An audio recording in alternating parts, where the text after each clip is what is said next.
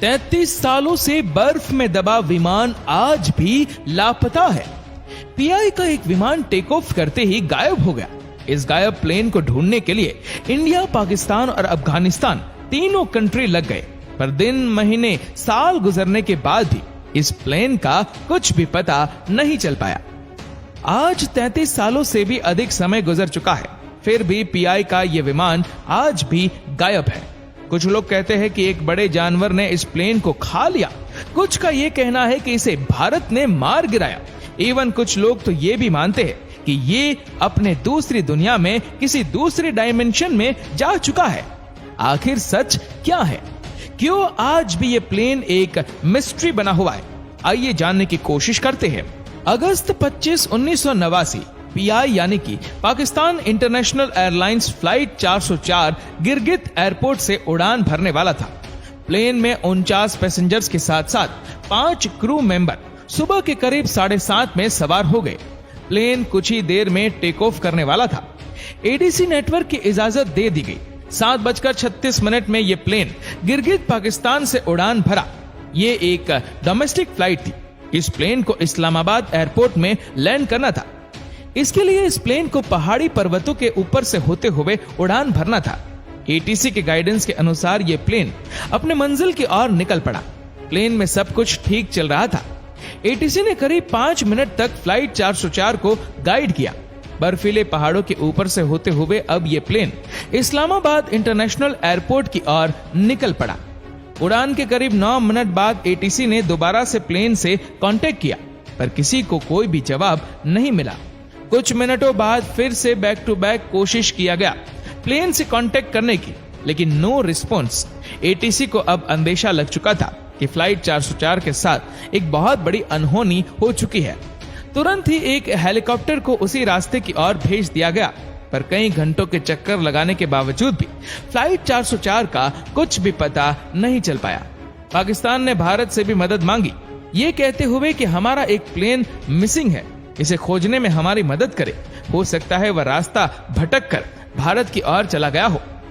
भारत ने भी search operation में हिस्सा लिया, पर फ्लाइट 404 अब भी लापता ही रहा।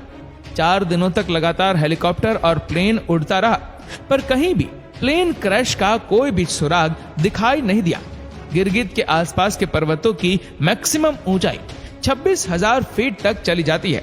इसीलिए इतने एल्टीट्यूड में ठंड इतनी बढ़ जाती है कि पूरे पर्वत में बर्फ जमना शुरू हो जाता है।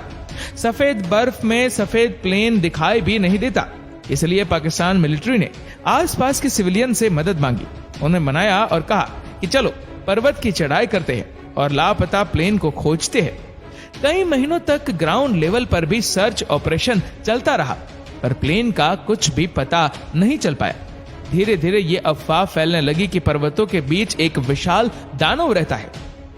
इसी दानव ने प्लेन को क्रैश करा दिया। हद तो तब हो गई जब पाकिस्तानी मिलिट्री फ्लाइट 404 को ढूंढने में नाकाम हो गई। तब एक बहुत बड़ा इल्जाम लगा दिया गया भारत पर। पाकिस्तानी मिलिट्री ने कहा कि फ्लाइट 404 भारतीय सीमा में चला गया और भारतीय मिलिट्री वालों ने फ्लाइट 404 पर अटैक करके मार गिराया। खैर, समय गुजरने के साथ साथ सर्च ऑपरेशन को भी बंद कर दिया गया और धीरे धीरे इस घटना को 33 साल गुजर गए।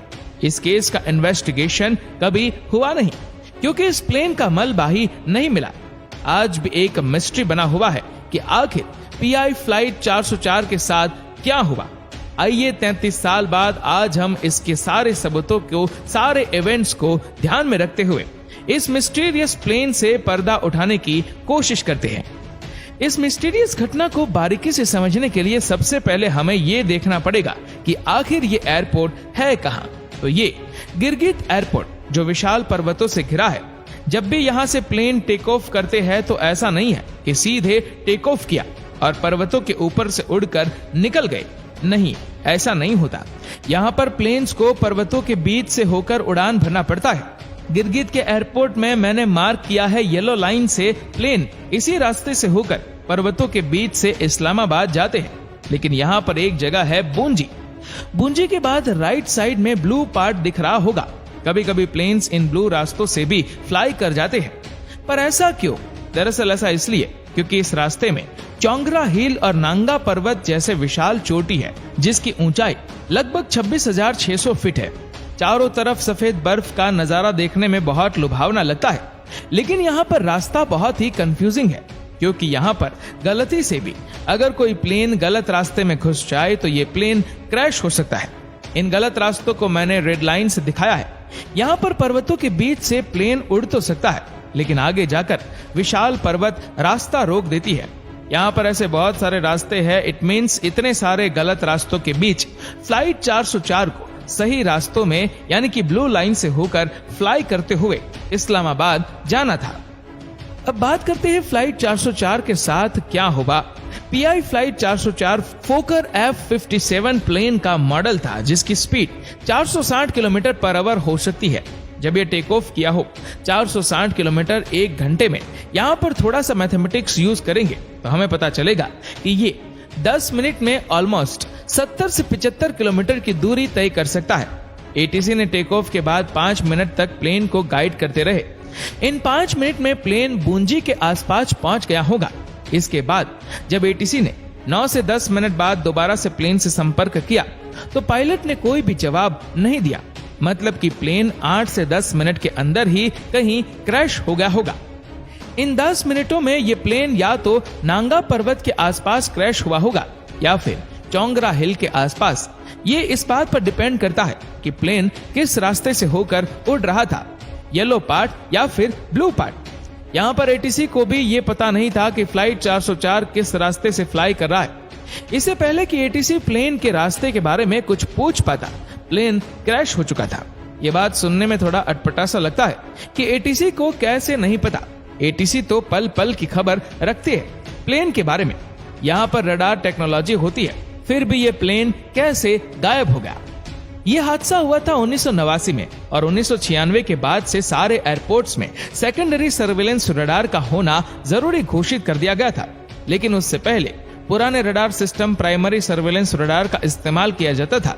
1989 गिरगित एयरपोर्ट के पास प्राइमरी सर्विलेंस रडार था या नहीं मुझे नहीं पता, लेकिन अगर ये रडार होता भी तभी एटीसी करार फेल हो जाता, क्योंकि इस रडार सिस्टम का वर्किंग बिल्कुल ही सिंपल है।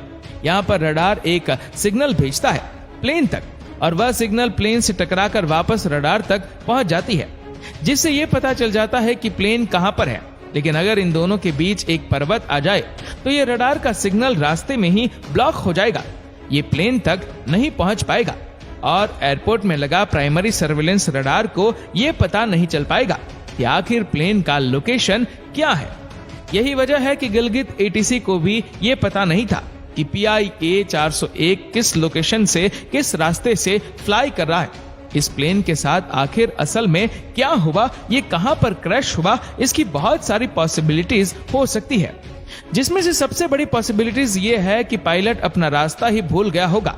अगर ये प्लेन येलो लाइन या ब्लू लाइन के ऊपर उड़ता जिसे मैंने मैप पर ड्रॉ किया है तो ये कहीं ना कहीं इन्हीं पहाड़ियों के बीच क्रैश होता। इन दोनों ही रास्तों में इंडस रिवर, स्टोर रिवर बहती है। यही वजह है कि यहाँ पर बहुत सारी छोटी छोटी बस्तियां भी मौजूद है। अगर प्लेन आसपास कहीं क्रैश होता तो आसानी से पता चल जाता, ज्यादा से ज्यादा 1 आध साल लगता, लेकिन मलबा भी मिल जाता। लेकिन आज 33 साल बाद भी ये प्लेन लापता है। मुझे तो पर्सनली ये लगता है कि ये प्लेन चोंगारा पर्वत की ओर से उड़ान भर रहा होगा, जिसे मैंने ब्लू पार्ट से ड्रॉ किया है। इन्हीं रास्तों के ऊपर से उड़ान भरते भरते गलती से ये रेड लाइन की ओर मुड़ गया होगा, वही रेड लाइन जिसके आगे जाकर रास्ता ब्लॉक हो जाता है। पायलट्स को लगा होगा कि हम सही रास्ते पर जा रहे हैं। अगर रास्ते में बादल या लो विजिबिलिटी हो तो हो सकता है वह ठीक से देख नहीं पाए होंगे। 460 किलोमीटर पर आवर की स्पीड से उड़ रहे प्लेन के पायलट को इतना भी समय नहीं मिला होगा कि वह एटीसी को कुछ बता पाए। अगर प्लेन में कुछ टेक्निकल प्रॉब्लम होती तो पायलट पहले ही एटीसी को बता सकते थे। इनके साथ जो कुछ भी हुआ अचानक से हुआ, शायद कुछ भी बोलने का मौका नहीं मिला हो। ऐसा तभी हो सकता है जब ये प्लेन अचानक से किसी हील से टकरा गया हो। जब बर्फीले पहाड़ों में तेज कोलिजन होती है तो ढेर सारा बर्फ खिसकने लगता है। फ्लाइट 404 के कोलिजन के बाद भी बर्फ खिसक कर नीचे आया होगा और हो सकता है ये छोटा सा प्लेन इसी बर्फ की चादर में दफन हो गया हो। इसके अलावा अगर प्लेन में आग लगी होती तो आसपास का बर्फ पिघलना शुरू हो गया होगा और जैसे जैसे बर्फ पिघलेगा प्लेन और भी अंदर धंसता जाएगा और इस तरह से यह प्लेन भी बर्फ में डूब सकता है। अगर सही समय पर क्रैश की लोकेशन का पता नहीं लगता है तो ऐसे प्लेन को खोज पाना ऑलमोस्ट इम्पॉसिबल हो जाएगा। शायद इसीलिए PIF फ्लाइट 404 आज भी लापता है। आज का दौर बदल चुका है। प्राइमरी सर्वेलेंस रडार की जगह एडवांस सेकेंडरी सर्वेलेंस रडार आ चुका है। ADS-B आ चुका है जो सीधे सैटेलाइट से डेटा लेता है और प्लेन की लोकेशन का पता लगा लेता है। इसको कोई फर्क नहीं पड़ता कि रास्ते में पहाड़ आ जाए या फिर कोई दानव। ADS-B से कुछ छिपने वाला नहीं है। इस ADS-B के पास प्लेन की इतनी सटीक और इतनी अधिक जानकारी होती है जितना कि आपके बारे में आपके आधार कार्ड में भी नहीं होता। कुल मिलाकर कहा जाए तो आज के दौर में ऐसी घटना होना इम्पॉसिबल है जब तक कि कोई पायलट जानबूझकर प्लेन को क्रैश ना करा दे। MS-370 का ही एग्जाम्पल ले लेते हैं। इस केस के इन्वेस्टिगेशन के दौरान हमें कई सारे ऐसे सबूत मिले जो ये दिखाता था कि पायलट ने जानबूझकर MS-370 को क्रैश कराया, इसीलिए वो आज भी लापता है। तो फिलहाल इस वीडियो में अभी तक के लिए बस इतना ही।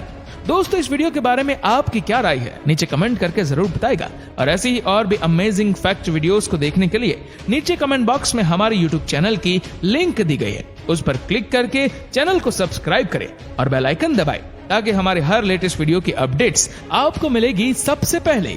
धन्यवाद।